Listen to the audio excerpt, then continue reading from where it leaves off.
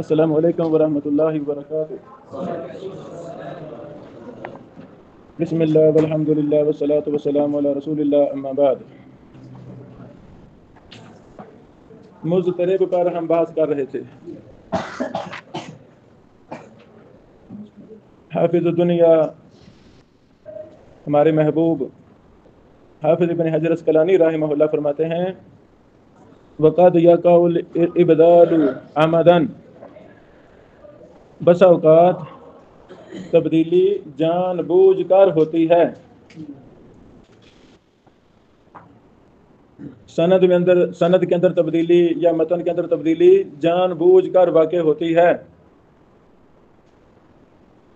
لمن یراد اختبار حفظه امتحانا من فاعلی، اس شخص کے لیے جس کے حافظے کا امتحان مراد ہو۔ آپ میرا امتحان لینا چاہیں جان بوجھ کر، انما الاعمال بالنیات کی حدیث کی سند کسی اور حدیث کی سند اس کے ساتھ اٹیچ کر دیں، کچھ راوی کہاں سے کچھ کہاں سے سند بنا دیں، آگے متن بنا دیں، جان بوجھ کر استاذ کا امتحان لینے کے لیے۔ استاذ شاگردوں کا امتحان لے سکتا ہے کہ نہیں؟ لے سکتا ہے۔ امام بخاری رحمہ اللہ نے صحیح بخاری میں اس پر بات کی ہے کہ استاذ شاگردوں کا امتحان لے سکتا ہے۔ تو کیا شاگرد استاذ کا امتحان نہیں لے سکتے؟ لے سکتے ہیں۔ اگر طلبہ استاذ کا امتحان لینا چاہیں، اس میں استاذ کی تذلیل یا تحقیر مقصد نہ ہو تو کوئی حرج نہیں ہے۔ امتحان کی خاطر کہ ہمارا استاذ کتنے پانی میں ہے جس سے ہم پڑھ رہے ہیں، یہ استاذ ہونے کے اہل ہے یا نہیں، امتحان لینا جائز ہے، کوئی حرج نہیں ہے۔ شرط کیا ہے؟ استاذ ہی ہوتا ہے، تذلیل مقصود نہ ہو، تحقیر مراد نہ ہو، ان کو اس بات کو عام کرنا مقصود نہ ہو تو کوئی حرج نہیں ہے۔ امتحانا من فاعلی، بطور امتحان تبدیلی ہو اس کے فاعل کی طرف سے۔ میں آپ کا امتحان لے رہا ہوں تو میں تغیر و تبدل کر دوں سندوں میں، متنوں میں۔ کما وقع للبخاری والعقیلی وغیرہما، جس طرح یہ امتحان امام بخاری سے واقع ہوا، امام بخاری کے لیے واقع ہوا اور امام عقیلی وغیرہ کے لیے واقع ہوا۔ امام بخاری رحمہ اللہ کا امتحان یہ تاریخ بغداد میں موجود ہے۔ کہاں؟ جلد نمبر 2 صفحہ نمبر 20 ہے، طبقات شافعیہ میں ہے، جلد 2 صفحہ 218۔ جب ہم نے تاریخ بغداد کو کھولا، یہ میرے پاس ہے، تو اس واقعے کی سند میں مجہول راوی ہے۔ امام بخاری رحمہ اللہ کا جو مشہور واقعہ ہے، جب بغداد میں گئے تو 10 ساتھی کھڑے ہو گئے، 10 نوجوان۔ ایک نے کہا کچھ میرے سوالات ہیں، فرمایا کریں۔ اس نے 10 سندوں کو 10 اور متنوں کے ساتھ خلط ملط کر دیا، ایک سند کہیں کی، متن کہیں کا۔ جب وہ بیان کرتے امام بخاری صاحب فرماتے لا ادری، مجھے پتا نہیں ہے۔ پھر دوسرا اس نے بھی 10 ایسے خلط ملط کر کے پیش کیے۔ پھر تیسرا 10 ساتھیوں نے 10 حدیثوں کو، حدیث کوئی سند کوئی ایسے پیش کیا۔ امام بخاری صاحب فرماتے جاتے تھے مجھے پتا نہیں۔ وہ جب سارے ختم ہو گئے، دنیا پریشان ہو گئی۔ دنیا کی نظروں میں جو امام بخاری صاحب کا مقام تھا وہ نیچا ہوا۔ جب وہ 10 کے 10 اپنا کرتب دکھا کر بیٹھ گئے، پھر امام بخاری صاحب رحمہ اللہ کھڑے ہوئے، فرمایا پہلا شخص کھڑا ہو جا۔ کھڑا ہو گیا۔ تم نے پہلی سند اور پہلا متن یہ پڑھا تھا، جو اس نے غلط پڑھا، امام بخاری نے وہ غلط پڑھا، تو نے یہ سند پڑھی اور یہ متن پڑھا، حالانکہ اس سند کے ساتھ متن فلاں ہے، یہ جو تو نے متن جوڑا ہے یہ متن اس سند کا نہیں ہے، تو نے یہ غلط پڑھا۔ ہاں صحیح کیا ہے؟ صحیح یہ ہے۔ تو نے دوسرے نمبر پر جو غلط سند کے ساتھ متن جوڑا وہ یہ تھا، جبکہ صحیح یہ ہے۔ تیسری چوتھی 10 کے 10 کی ایسے ہی آپ نے غلطیاں بیان کی۔ اس واقعے کی سند میں مجاہیل ہیں، مجہول راوی ہے، تو مجہول راوی کی روایت صحیح نہیں ہوتی، ضعیف ہوتی ہے، صحیح نہیں ہوتی، ضعیف ہوتی۔ سند کے لحاظ سے امام بخاری صاحب والا واقعہ یہ ثابت نہیں ہے، لیکن امام بخاری صاحب کی عظمت، جلالت، قوت حفظ، قوت جلالت، قوی الحفظ، جبل الحفظ، امیر المومنین فی الحدیث، اس قدر وہ لائق اور فائق تھے امام بخاری صاحب۔ یہ 100 نہیں، یہ تو 100 روایتیں خلط ملط کی گئیں۔ اللہ کی قسم اگر لاکھوں حدیثیں بھی خلط ملط کر کے امام بخاری صاحب پر پیش کی جاتی، امام بخاری ان لاکھوں کو ایک ہی بار سن کر وہ بھی بیان کرنے پر قادر تھے، اور ان کو صحیح کر کے بھی بیان کرنے پر واضح واضح۔ امام اکیلی رحمہ اللہ بڑے جلیل القدر امام تھے۔ امام اکیلی کا واقعہ تذکرۃ الحفاظ وغیرہ میں ہے۔ کہاں؟ تذکرۃ الحفاظ وغیرہ میں ہے۔ وہ بھی تقریباً اس سے ملتا جلتا ہے کچھ اختلاف کے ساتھ، یعنی طلبہ نے کچھ حدیثوں کو پیش کیا تو امام صاحب نے ان کو صحیح جواب دیے تو وہ مان گیا کہ واقعی حافظے کے پہاڑ ہے۔ اس طرح اور بھی محدثین کے ساتھ معاملات ہوئے ہیں۔ اچھا، بشرط ہو، یہ جو بطور امتحان تبدیلی کی جاتی ہے، اس کی شرط کیا ہے؟ اس کی شرط کیا ہے؟ اللہ یستمر علیہ، اس کام کو مسلسل جاری نہیں رکھنا چاہیے، اس کام کو بل ینتہی بانتہاء الحاجہ، ضرورت ختم ہو گئی ہے تو بس خلاص چھٹی، امتحان لینا تو امتحان ہو گیا ہے تو بس، سمجھا گی؟ یہ نہیں ہر کسی کا امتحان، یہ تو نہیں نا روزانہ امتحان، روزانہ امتحان۔ یہ تو امام بخاری صاحب تھے، امام اکیلی صاحب تھے جو انہوں نے تصحیح کر دی الحمدللہ، ورنہ کوئی اور ہوتا تو وہ غلط روایتیں ہی رائج پا جاتی۔ ہو سکتا ہے نا، ہو سکتا ہے نا۔ جب ہم امام احمد بن حنبل کی حالات پڑھتے ہیں، ان کی کتابوں کا دراسہ کرتے ہیں، کون؟ امام احمد بن حنبل، اللہ کی قسم درجنوں مسائل پر امام احمد بن حنبل نے کہا لا ادری، مجھے پتا نہیں ہے، میں نہیں جانتا۔ عرب علماء نے اس پر دراسے لکھے ہیں، جن جن مسائل پر امام احمد نے کہا لا ادری، میں نہیں جانتا، جاؤ۔ امام مالک پر دراسے کتابیں ہیں پوری، امام مالک سبحان اللہ، اتنے بڑے امام، پوچھا جاتا کہتے میں نہیں جانتا۔ بات ختم۔ استاد جتنا مرضی بڑا استاد ہو، اس کے پاس علم تھوڑا سا ہوتا ہے، اکثر علم نہیں ہوتا، تو چیز نہیں آتی، استاد کو واضح کہنا چاہیے کہ بھائی مجھے آتی نہیں، ہاں مجھے وقت دیں، تھوڑا سا مجھے وقت دیں، انشاءاللہ میں تیاری کر کے مطالعہ کر کے میں آؤں گا، انشاءاللہ پھر آپ کو بتا دوں گا۔ فَلَوْ وَقَعَ الْإِبْدَالُ عَمَدًا، اگر یہ عدل بدل تبدیلی جان بوجھ کر ہو، لا لمصلحۃ، کسی مصلحت کے بغیر ہو، مصلحت نہ ہو، بل للاغراب، بلکہ اغراب کی وجہ سے۔ اغراب کیا معنی؟ یہ ثابت کرنا کہ میرے پاس بڑی عجیب و غریب روایات ہیں جو عام محدثین کے پاس نہیں ہیں۔ کسی شہر میں بندہ جائے، وہاں روات حدیث بیٹھے ہوں، محدثین بیٹھے ہوں، وہ محدث عجیب و غریب سندیں لائے، عجیب و غریب متن لائے، یہ ثابت کرنے کے لیے کہ یہ تمہارے پاس نہیں ہے، میرے پاس ہے۔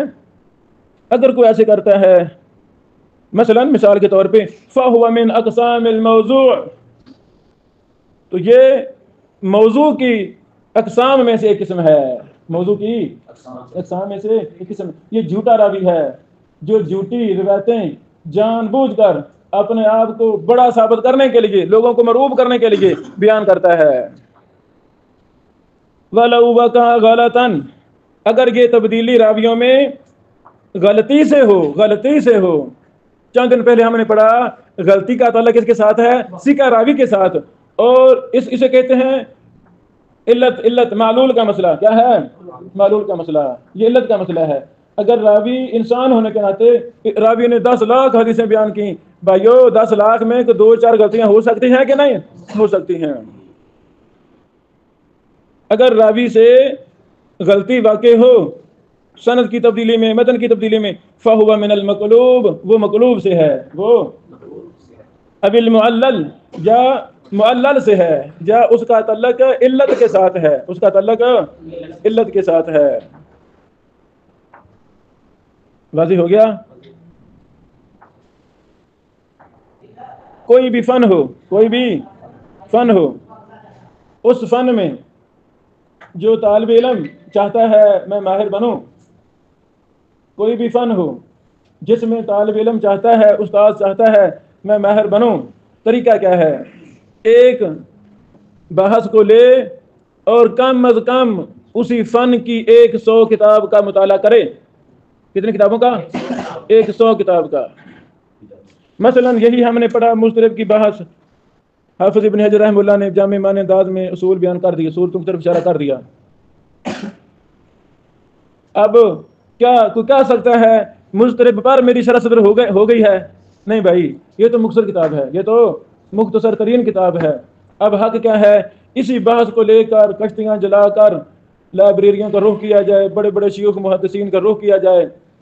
مثلا محدث لائبریری میں 100-200 اصول حدیث کی کتاب پڑھی ہے، کافی کتابیں پڑھی ہیں، تو وہاں سے یہی بحث مضطرب کی بحث نکال کر پڑھی جائے، جو چیزیں وہاں ہوں مفید اضافے ہوں اس بحث سے ان کو نوٹ کیا جائے.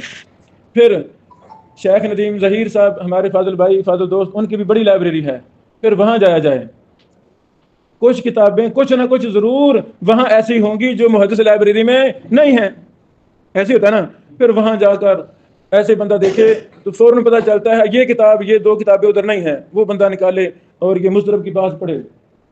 پھر لاہور میں میرے نالے کے مطابق سب سے بڑی لائبریری وہ ہمارے استاد محترم محدث مفتی مبشر احمد ربانی صاحب کی ہے، یہ ادھر سبزہ زار. وہاں جایا جائے، وہاں جا کر علوم حدیث کی کتابوں کو دیکھا جائے. وہاں بھی انشاءاللہ 8-10 ایسی کتابیں ہوں گی جو نہ محدث لائبریری میں ہیں، نہ شیخ ندیم صاحب کے پاس ہیں، وہ وہاں آپ کو ملیں گی. پھر لاہور میں سب سے بڑا ذخیرہ کتابوں کا، پرانی کتابوں کا بڑا ذخیرہ، سب سے بڑا ذخیرہ پرانی کتابوں کا، وہ پرانا ذخیرہ نہ محدث لائبریری میں ہے، نہ شیخ ندیم صاحب کے پاس ہے، نہ بشر صاحب کے پاس ہے. وہ لائبریری ہے شیش محل روڈ، دربار اس کے ساتھ گلی ہے شیش محل روڈ. آگے جاتے جائیں پہلے غزنی مدرسہ آئے گا، تقویۃ الاسلام، اور آگے جائیں پھر بائیں طرف لکھا ہوگا المکتبۃ السلفیہ، دار الدعوہ السلفیہ، الاعتصام، شیخ الحدیث محدث عطاء اللہ حنیف بوجیانی صاحب کی لائبریری. یعنی زبردست لائبریری، پرانی کتابیں آپ کو ساری وہاں ملیں گی. پھر وہاں جائیں، وہاں دیکھیں کوئی یار اور کتاب ہے تو ہمیں ملے. کیا ہو رہا ہے؟ مضطرب پر بحث ہو رہی ہے، مضطرب پر. پھر جامعہ رحمانیہ کا جو سیکشن ہے، رسالوں کا سیکشن، بر صغیر پاک و ہند کے تمام رسالے اول تا آج تک جو چھپے ہیں سارے مجلد ہو چکے ہیں، پڑھے ہیں، ان کے انڈیکس فرشتے بن چکی ہیں. محترم اصغر صاحب کے پاس وہ ساری فرشتے موجود ہیں، اس کو کھول لیں. علوم حدیث کے باب میں جائیں، وہاں مضطرب پر دیکھیں کسی شیخ نے، کسی محدث نے مضطرب پر کی بات کی ہے، وہ مطالعہ کیا جائے. آپ کا کیا خیال ہے جب ایک طالب علم اللہ کی رضا کے لیے، ایک علم کو سمجھنے کے لیے، اپنے مستقبل کو روشن کرنے کے لیے، طلبہ کو مستفید کرنے کے لیے، امت کو کچھ دینے کے لیے اس نوعیت کا مطالعہ کرے گا، بتائیں یہ مطالعہ اس کو شرح صدر نصیب کرے گا کہ نہیں کرے گا؟ کرے گا. بھائیو، تھوڑا بہت مطالعہ کرنے والا آدھا تو گمراہ ویسے ہی آدھا گمراہ ہوتا ہے. تھوڑا بہت مطالعہ کام دے گا؟ نہیں. یہی صورتحال فقہی مسائل کی ہے، وراثت کے مسائل کی، عقیدہ کے مسائل کی. ایک مسئلہ کو لے لیں، اس کے پیچھے لگ جائیں. سمجھا گی؟ اللہ تعالیٰ عمل کی توفیق عطا فرمائے. اسے میں نے نام دیا ہے تخصصاتی مطالعہ. کیا نام ہے؟ تخصصاتی مطالعہ. پھر جو بڑے بڑے محدثین گزرے ہیں، بڑے بڑے محدثین، معلم یمانی، قریب کے معلم یمانی، شیخ البانی، مولوی یمانی، شیخ البانی، شیخ زبیر علیزئی، شیخ ارشاد اللہ قصری، شیخ عبد المنان نور پوری، شیخ حافظ محمد محدث گوندلوی وغیرہ وغیرہ. ان کی کتابوں کا مطالعہ کیا جائے، کتابوں کا ہے نا، جو کتابیں لکھی ہیں ان بزرگوں کی کتابوں میں مضطرب پر بڑی بحثیں ملیں گی. شیخ مولوی یمانی صاحب کا علوم حدیث 4 جلدوں میں الگ چھپ چکا ہے، ان کی کتابوں سے علوم حدیث کی بحوث الگ. شیخ البانی صاحب پر 8-10 کتابیں علوم حدیث الگ الگ چھپ چکی ہیں. اس طرح دیگر شیوخ پر بھی کتابیں ان کی کتابوں سے علوم حدیث کی بحوث کو الگ کر کے شائع ہو چکی ہیں. سمجھا گی میرے خیال؟ یعنی یہ وہ طریقہ ہے کہ ایک مسئلہ کے پیچھے انسان لگ جائے. فائدہ کیا ہوگا؟ پہلا فائدہ، ایک مسئلے کی تحقیق میں سینکڑوں کتابیں دیکھنا نصیب ہوں گی کہ نہیں ہوں گی کہ نہیں؟ جن لائبریریوں میں جائے گا وہ لائبریریوں والوں سے دعا سلام ہو جائے گی، محبت ہو جائے گی، آنا جانا شروع ہو جائے گا. ہر پھول کی خوشبو الگ ہے، ہر لائبریری کا الگ ماحول ہے، الگ الگ کتابیں ہیں۔ 8-10 جب لائبریریوں میں پھریں گے، اللہ کی قسم آپ کا دل و دماغ بڑا خوش ہوگا، میں نے وہاں وہ کتاب دیکھی، وہ کتاب دیکھی، وہ کتاب دیکھی۔ ایسے جو بحث ہم پڑھ رہے ہیں، کر رہے ہیں، اس کا مختصر فوائد بندہ ساتھ لکھتا جاتا ہے، ٹائم تھوڑا ہو تو موبائل کیوں ہے، موبائل اسکرین شاٹ فوٹو اتار لیتا ہے، تو بعد میں مہینہ 2 لگا کر اسی کو مرتب کر دیتا ہے۔ یہ آپ کی کتاب مسترب پر آپ کی مستقل کتاب ہوگی۔ آپ کی ہم زمانہ اساتذہ، آپ کے ہم عصر اساتذہ، آپ کے ہم عصر طلبہ اللہ کی رحمت سے آپ کی کتاب سے فائدہ اٹھائیں گے کہ نہیں اٹھائیں گے؟ فائدہ اٹھائیں گے کہ نہیں اٹھائیں گے؟ ایک نوجوان میرے گھر میری بستی میں رہا کچھ عرصہ، مجھے کہتا ہے مجھے شیخ الاسلام ابن تیمیہ سے بڑی محبت ہے۔ اس نے یہ لفظ بولے، میں چاہتا ہوں میں شیخ الاسلام ابن تیمیہ جیسا بنوں۔ اللہ اکبر، اللہ اکبر۔ جن اساتذہ سے ابن تیمیہ صاحب نے پڑھا اس لیول کے اساتذہ تو نہیں ہیں۔ جتنا حافظہ ابن تیمیہ کو اللہ تعالیٰ نے دیا تھا، جتنا اخلاص دیا تھا، جتنا تن من دن قربان کرنا یہ وصف ابن تیمیہ کو دیا تھا، یہ بڑی مشکل سے نہیں ملے گا۔ بڑا بڑا جان جوکھوں والا انسان تھا، جنگجو بندہ تھا ابن تیمیہ، جنگجو انسان تھا ابن تیمیہ رحمہ اللہ۔ اچھا، میں نے ان کو کیا جواب دیا؟ میں نے کہا بھائی جان اگر واقعی آپ کو محبت ہے، اس لیول کے نہ اساتذہ ہیں ابن تیمیہ جیسا، نہ کوئی حافظہ ہے آپ کا، نہ اتنے جرت مند ہیں۔ ہاں ایک طریقہ ہے، میں آپ کو بتاتا ہوں۔ کہتے بتائیں؟ میں نے کہا ابن تیمیہ رحمہ اللہ کی کتابوں کو اکٹھا کرنا شروع کر دے، اکٹھا کرنا، پڑھنا شروع کر دے، بار بار پڑھ، اہم اہم مسائل زبانی یاد کر لے، صفحے نمبر یاد کر لے۔ آپ سے کوئی بھی مسئلہ پوچھے، وضو سے پہلے بسم اللہ پڑھنی ہے کہ نہیں پڑھنی، آپ نے کہنا ہے جی شیخ الاسلام ابن تیمیہ نے یہ لکھا ہے، نہیں لگی سمجھ؟ کوئی مسئلہ، جرح و تعدیل کا مسئلہ، جی شیخ الاسلام ابن تیمیہ نے یہ لکھا ہے۔ منطقیوں کے رد کا مسئلہ، ہاں ابن تیمیہ یہ کہتے ہیں۔ قرآن کی تفسیر کا مسئلہ، ابن تیمیہ یہ کہتے ہیں، نہیں لگی سمجھ؟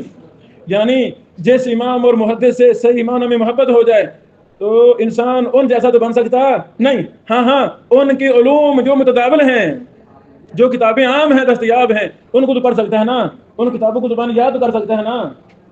وہ بچہ کہتا ہے آپ کی بات مجھے سمجھ لگی ہے، میں انشاءاللہ آئندہ زندگی ایسے ہی گزاروں گا، ایسا زندگی۔ تو کتنا خوش قسمت ہے وہ طالب علم جس کا اٹھنا بیٹھنا سوچنا سمجھنا ایک بڑے امام اور محدث کے ساتھ ہو جائے۔ تو ساتھ 2 طرح کا ہے، ایک محدث انتہا تو اس کے ساتھ بیٹھا ہوا ہے، دوسرا ساتھ وہ تو فوت ہو گیا، ان کی کتابیں موجود ہیں، ان کی کتابوں کے ساتھ 24 گھنٹے گزارتا ہے۔ کسی محدث کی کتابوں کے ساتھ 24 گھنٹے گزارنا ایسے ہی ہے جیسے ہم اس محدث سے پڑھ رہے ہیں، اس محدث کے پاس بیٹھے ہیں۔ اللہ سے دعا ہے اللہ تعالی ہمیں اس طرح مطالعہ کرنے کی توفیق عطا فرمائے۔ کوٹ ادو اس کے ساتھ آگے ہے پرہار، ایک بستی پرہار ہے، وہاں ایک بڑا شخص امام اور محدث گزرا ہے۔ فوت کب ہوا؟ کتنی عمر میں؟ 26 سال میں۔ بر صغیر کی تاریخ میں 26 سال کی عمر کا امام اور محدث یہ واحد ہے، یہ پہلا گزرا ہے۔ عمر کتنی ہے؟ 26 سال۔ چھوٹا سا تھا، میں ادھر کیمرہ میں ان کے حالات وغیرہ پڑھے تھے، ادھر لائبریری میں شوق تھا، ان کی کتابیں بھی پڑھی، کیا کمال۔ یہ وہ بندہ ہے ولی اللہ محدث دہلوی کا ہم زمانہ ہے، آج سے 200 سال پرانا تقریباً۔ اس نے پرہار بستی میں بیٹھ کر عربی میں کتابیں لکھی، اس وقت فارسی تھی، فارسی میں کتابیں لکھی، اور کوئی فن ایسا نہیں ہے جس فن پر اس نے کتابیں لکھی۔ حدیث پر کتابیں، علوم حدیث پر کتابیں، منطق پر، بلاغہ پر، حساب ایک فن ہے، ریاضی موجودہ نہیں، ریاضی موجودہ ریاضی یہ نہیں، وہ عربی علوم والی حساب وہ ایک فن ہے، حساب پر کتابیں، فقہ پر کتابیں، طب پر کتابیں، بڑی بڑی کتابیں، بڑی بڑی ضخیم کتابیں، اور کتنی ان کی کتابیں بڑی مشہور ہیں، بڑی متداول ہیں اور بڑی مشہور ہیں۔ کیمیا پر کتابیں، فلکیات پر کتابیں، علوم قدیمہ جدیدہ پر کتابیں، اور عمر کتنی ہے؟ 26 سال۔ یعنی تھوڑی عمر میں اگر کوئی بڑا خواب اللہ تعالیٰ دکھا دے، عمر چھوٹی ہے، استاد بڑے لیول کا مل گیا ہے، وہ پھر طالب علم کو ہائی لیول کا خواب دکھا دے، اور طالب علم مخلص ہو۔ اچھا اور بھائی جان مخلص بننا آسان ہے کہ منافق بننا آسان ہے؟ اللہ کی قسم منافق بننا مشکل ہے، شیطان نے آسان کر دیا ہے۔ چاپلوسیاں کرو، ٹیسیاں کرو، جھوٹ بولو، پروپیگنڈے کرو، شیطان نے शैतान ने मुनाफिक बनना आसान कर दिया और मुखलिस बनना तो बस बड़ा मुश्किल है। एक पटो मुनाफिक, एक पटो बेदीन जिंदीक मुर्तदीन जहमिया मुतज़िला, एक बटे और मुखलिसीन बड़े कम। कितने कितने लफ्ज़ है। अच्छा, जब जब एक तालिब इल्म अपना ओढ़ना बिछौना अल्लाह की रज़ा के लिए बना देता है, अल्लाह उसकी मदद करता है, अल्लाह उसकी। वरना और नहीं जी वसायल तो काम तो करने का इरादा है पर वसायल नहीं है, ये शैतानी जुमला है, शैतानी है नहीं जुमला। काम का तो इरादा है पर घरेलू मसाइल है, भाई ये शैतानी जुमला है, काम करना घर के मसाइल है। नहीं जी, ये स्कूलों में भी काम की ज़रूरत है, कॉलेज में भी, यूनिवर्सिटी में भी जाकर इस्लाम की ज़रूरत है। बात तो सही है पर ये शैतानी जुमला है। बड़े बड़े काबिल, बड़े बड़े अफलातून, जिन बच्चों ने मुहद्दिसीन बनना था, जिन बच्चों ने शेखुल हदीस बनना था, वो अक्सर इन यूनिवर्सिटियों कॉलेजों की नज़र हो गए। हुए कि नहीं हुए? हर ज़हीन बच्चा उधर जा रहा है, हर ज़हीन बच्चा। अल्लाह ताला हमारी सलाह फरमाए। मैंने 2-3 दिन नाम लेता रहा। इमाम अबू उमर दानी की किताब ये है, किताब बयानुल मुस्नद वल मुरसल वल मुनक़ति, असूल हदीस की किताब अबू उमर दानी की। साइलेंट बैठो। 444 हिजरी में फौत हो गई। 400 ये मैं किताब आपको मानो देकर जा रहा हूँ। इसमें देखना मुदल्लिसीन के तबकात सबसे पहले इमाम अबू उमर दानी ने बनाए। और इब्न हजर को मलामत करने वाले बाद, और नहीं इब्न हजर क्या चीज है, सबसे पहले तबकात अल मुदल्लिसीन इमाम दानी किसने बनाए? मुरसल की बात से, मुनक़ति की बात से, मुस्नद की बात से, मुत्तसिल पर इन्होंने 30-40 उसूल बयान किए हैं। मुत्तसिल पर, मुत्तसिल कहते किसे हैं? संद मुत्तसिल हो। अच्छा, अल जहाला इंद अल मुहद्दिसीन, अल जहाला मजहूल रावी। और नहीं अल्लाह वालो, हम कहते हैं मजहूल रावी रिवायत हो जाती है, तो मसला तो ठीक है, लेकिन नहीं, इस नौजवान ने डॉक्टर अब्दुल समद बिन मोहम्मद अल बरादई ने मजहूल पर तखस्सुसाती मुताला किया। इस एक मसला पर 450 सफ़े की किताब लिखी मजहूल पर। झूठ के सच है, बोलो। एक मसले पर किताब, एक मसले पर यार वैसे होती आगे हैं। नहीं मैं नहीं मिला।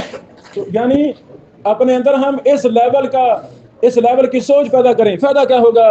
आप मेरे बेटे मुहद्दिसीन बन जाएंगे, दुनिया का मर्जा बन जाएंगे, मुखलिसीन बन जाएंगे, मुखलिसीन बन जाएंगे।